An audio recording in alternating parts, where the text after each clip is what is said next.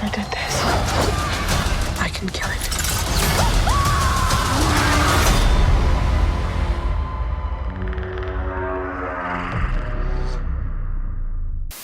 Bonsoir à tous et soyez bienvenus pour cette nouvelle critique sur le fameux Prey, donc le film alias Predator, le 5e volet pour certains, et pour d'autres comme moi que je considère beaucoup plus comme un préquel et un reboot d'une nouvelle saga sans doute à venir, si les choses se font correctement aussi bien que ce film. Franchement, mon amour pour cette saga de Predator est assez particulier. Forcément, le premier, pour moi, restera toujours mythique et fait partie, pour moi, d'un de mes films préférés. Franchement, le premier Predator, si vous ne l'avez jamais vu, foncez-y, allez le voir. Franchement, c'est un chef-d'œuvre absolu. Après le second, qui pour moi laisse assez désirer, mais pour moi ça les limite vraiment de la suite du trop, et je préfère le laisser partir. Après, concernant le reste, forcément, c'est de la grosse chiasse, point barre. Donc, est-ce que ce nouveau préquel, ce nouveau film de Predator vaut vraiment le coup, et est-ce que c'est vraiment enfin un vrai film de Predator? La réponse tout de suite. Donc l'histoire en général, ça se passe dans les années 1700, où on va suivre l'héroïne qui est la jeune indienne Naru, je sais plus comment ça se prononce, mais une jeune indienne qui va forcément remplir avec tous les clichés qui se doit de la petite rebelle de sa tribu, refusant toutes les traditions, etc., qu'elle veut devenir forcément la chasseuse de son clan, et pour montrer qu'elle a vraiment des balls, etc. Mais durant une traite assez particulière en compagnie de son frère et de son chien, ils vont tomber nez à nez avec un autre prédateur venu d'une autre planète, donc forcément le Predator. Et donc, qu'est-ce que j'en ai pensé?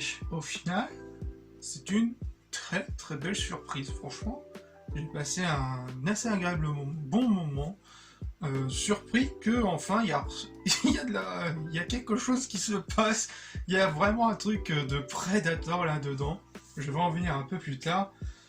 Donc, on reprend vraiment cette aventure en deux parties, comme le premier film, avec ce premier film un peu testostérone et produit série Z au début du film. Mais très vite, ça passe vraiment sur un délire totalement survival, donc et qui va vraiment partir sur un délire totalement survivaliste. Mais le délire survivaliste va plus être prolongé avec le personnage de Naru qui est beaucoup plus survivaliste entre les bords. Mais la première partie est en guise d'introduction de comment elle vit son quotidien, de pourquoi et du comment elle refuse les fameuses traditions de sa tribu indienne. Chose qu'on peut comprendre, mais qui a mené un peu façon cliché.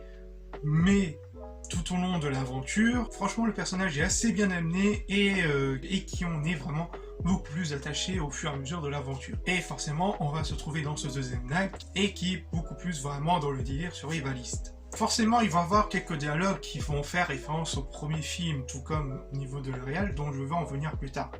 Mais qui est assez bien amené, qui fonctionne assez parfaitement sans trop vraiment abuser dans du fan service. Et donc le film en termes d'ambiance impose vraiment une sorte comme je l'ai vu dans une critique et que je rejoins assez là-dessus, qui est une sorte de huis clos à ciel ouvert, où on est vraiment dans des espaces vraiment assez ouverts dans la jungle, dans la forêt, j'allais dire la jungle, mais on va vraiment dans les espaces de grande prairie dans la forêt, mais qui impose vraiment cette ambiance un peu menaçante avec le Predator, un Predator qui est assez différent des films pour une fois, avec un look assez original et beaucoup plus sauvage, j'allais dire psychologique, mais qui est beaucoup plus sauvage, qui rend beaucoup plus vraiment la menace encore plus menaçante.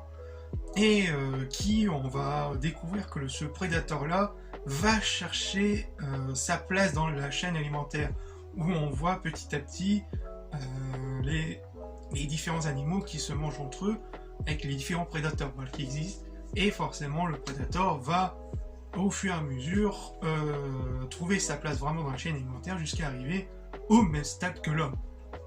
Voilà, bon, forcément, ça part légèrement en couille, et entre-temps, le Predator et Naru vont se croiser de temps en temps, et qui vont former un peu cette petite rivalité, et cette envie de Naru, de cette motivation de Naru, de vaincre le Predator, qui est vraiment le Predator ultime. Enfin, le Predator ultime pour gagner sa place de la tribu. Et avec une réal assez bien amenée et efficacement, intelligemment bien incrustée par le réalisateur Dan Trachtenberg, si j'ai bien prononcé, qui était un peu le réalisateur de 10 Cloverfield, qui est un peu vraiment à huis clos, et qu'on trouve vraiment ce genre d'esprit-là, qui est vraiment un jeune réalisateur, qui est vraiment très prometteur.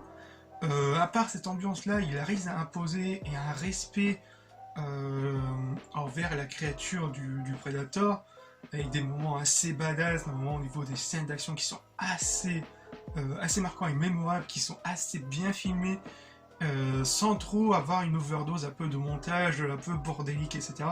Non, il y a vraiment des plans séquences assez tranquilles qui laissent vraiment l'action se faire, et on laisse totalement entraîner par la badécitude et le danger et la menace que représente le Predator. Mais aussi, en termes de mise en scène, il y a aussi quelques clins d'œil au premier film qui laisse tout de même quelques plans de caméra qui nous donnent vraiment cette sensation d'interrogation pour dire est-ce que sur ce plan il y a vraiment le Predator qui se cache là, ou où est-ce qu'il va rebondir sur ce plan là. En fait non, il va se rebondir sur l'autre plan d'après. Franchement c'est assez bien amené et c'est vraiment un vrai plaisir à voir. Franchement au top, une réalisation au top, j'ai quasiment rien à dire. Concernant la musique, elle est franchement assez cool et assez marquante par moment. Mais franchement, elle est assez rythmée, assez bien utilisée dans certains plans séquences. Franchement, j'ai quasiment rien à dire. C'est vraiment assez cool. Et l'application de la musique, franchement, qui s'arrête net quand il faut et ça reprend quand il faut au niveau de l'action, etc. Franchement, assez cool. Donc, pour conclure, est-ce que ce Prey était un vrai film de Predator? La réponse est pour moi oui. Franchement, on retrouve vraiment tout cet ADN qui a fait le succès du premier film, avec tous les propos que je vous ai dit. Donc on passe totalement à une introduction un peu tranquille, vocale, vers totalement un truc totalement survival horror, qui fonctionne assez bien avec ce personnage un peu cliché sur les bords, mais qu'on finit par s'y attacher assez rapidement. Donc franchement, c'est un petit vent de fraîcheur pour la saga qui en avait franchement grave besoin. Voilà, donc si cette critique vous a plu, n'hésitez pas à partager, à liker et à vous abonner si cela vous plaît. Et on se retrouve pour de futurs lives, de futures vidéos sur la chaîne. Peace!